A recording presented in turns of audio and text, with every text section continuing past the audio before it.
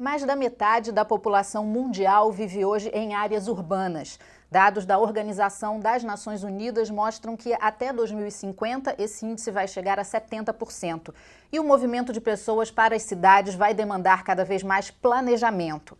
Aqui no Rio, 73% da população do estado está concentrada na região metropolitana, formada pela capital e mais 20 municípios. O governo está propondo a criação de um modelo de gestão compartilhada para assuntos de interesse comum do estado e desses municípios.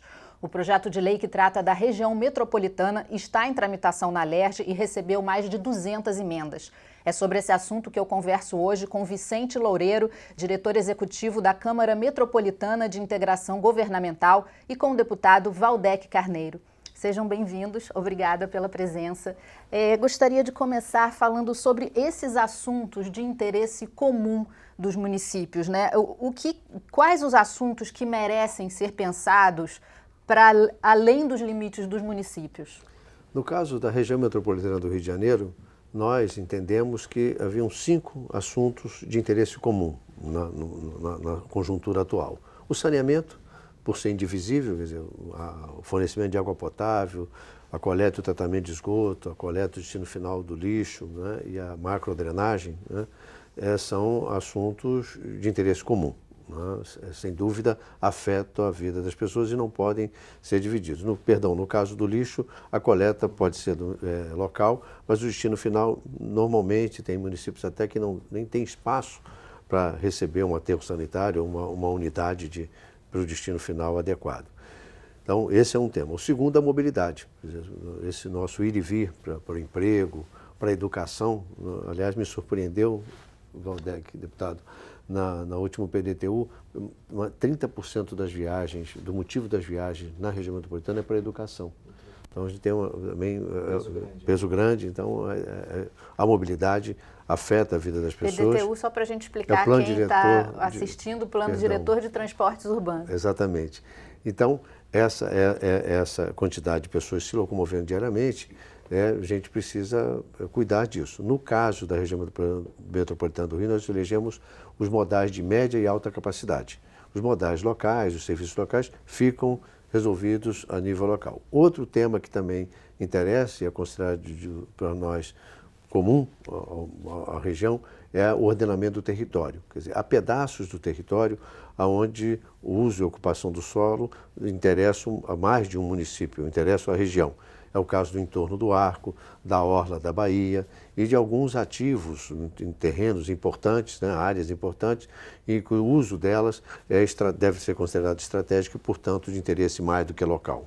O quarto tema é resiliência. É um tema mais ou menos contemporâneo, com as mudanças climáticas, as regiões metropolitanas do mundo e outras áreas começaram a se preocupar muito com preparar-se diante das ameaças da mudança climática. E, por último, para ajudar a fazer essa coordenação desses temas, a fazer a gestão mais compartilhada deles, a troca de informações, o sistema de informações que precisa estar também ajustado e de fácil acesso para que a gente possa gerir esses assuntos de maneira compartilhada entre os entes do Estado, né, e os municípios que compõem a região.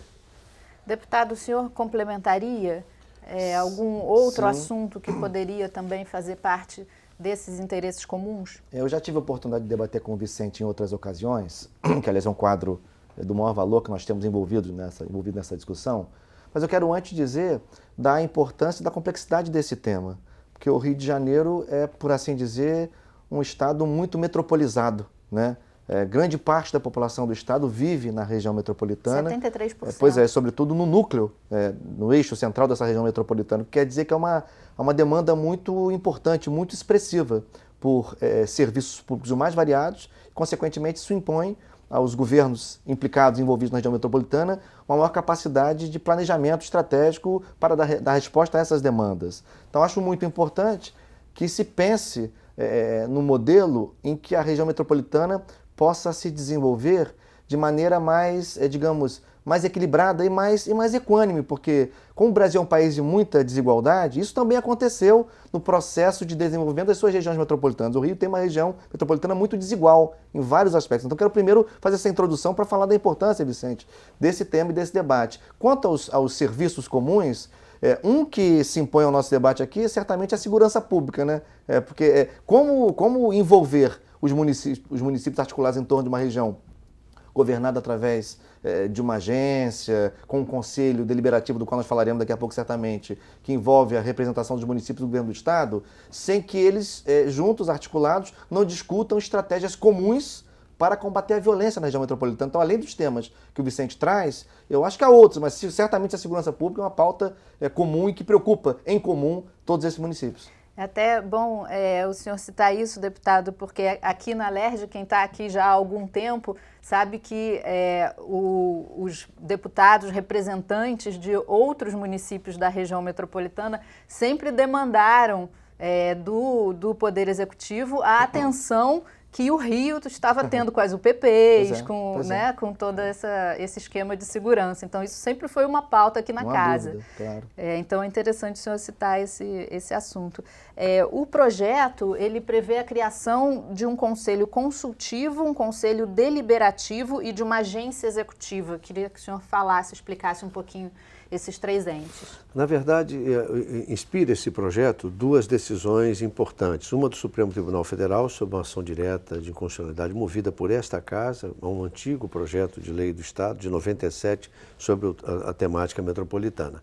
E o outro, uma decisão recente do Congresso também, que estabeleceu o Estatuto da Metrópole. Então, lá, eles dirigem, induzem a nós a pensarmos num compartilhamento de poder para fazer a gestão dos interesses comuns da região metropolitana. E estabelecem três instâncias. Uma instância deliberativa, que no caso do projeto de lei aqui encaminhado para a Assembleia, prevê a participação do governador do Estado e dos prefeitos que compõem a região. Indelegável.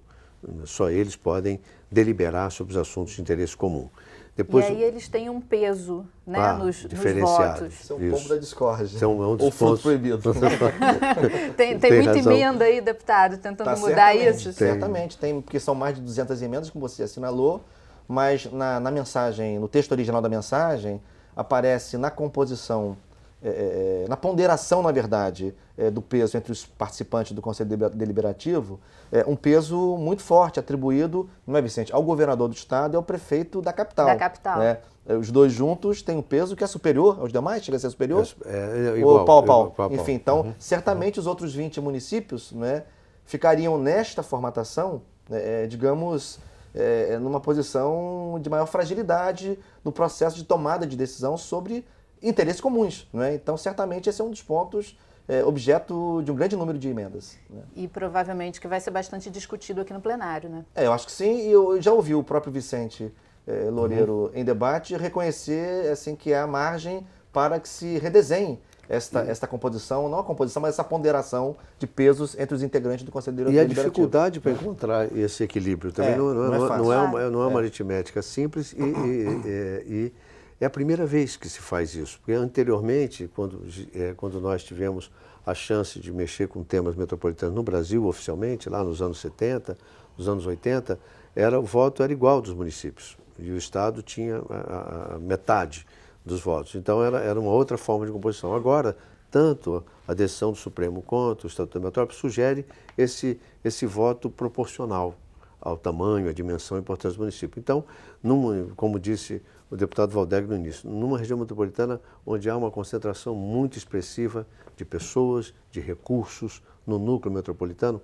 fazer esse equilíbrio, tendo ainda a presença do Estado com forte investimento em políticas de saneamento, de mobilidade, etc., não é uma equação simples. Eu acho que as emendas sugerem um arranjo um pouco melhor do que o que nós encaminhamos. E acho que isso é a razão do debate aqui na casa. Vai ser discutido, né? Então, esse que a gente falou é o Conselho Deliberativo, né? Tem o Conselho Consultivo. Esse não tem muita polêmica, uma ou outra sugestão de mais uma entidade, mas é, na verdade, um conselho da sociedade civil, com 45 membros, com representantes do governo estadual, dos governos municipais, do legislativo estadual, dos legislativos municipais. Representantes seriam secretários? Secretários, ou dirigentes de órgãos importantes, sim, decisivos, como a SEDAI, como o DETRO, enfim, órgãos que são importantes no cotidiano metropolitano, e representantes do setor da sociedade civil propriamente dita,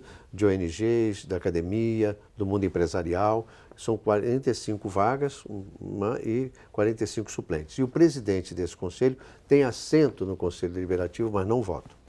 E como é que eles são escolhidos, esses 45? Pelas entidades que representam esses segmentos. Seriam indicações das entidades e depois, então, nomeadas, reconhecidas pela Câmara, né, pelo organismo, né, deliberativo e nomeadas. Resta saber, se me permite, Fernanda, que Claro. na verdade é um conselho com representação, como disse o Vicente, da sociedade civil organizada, diferentemente do Conselho Deliberativo, que tem como Mandato. seus integrantes os chefes de poder executivo dos municípios implicados e do governo do Estado.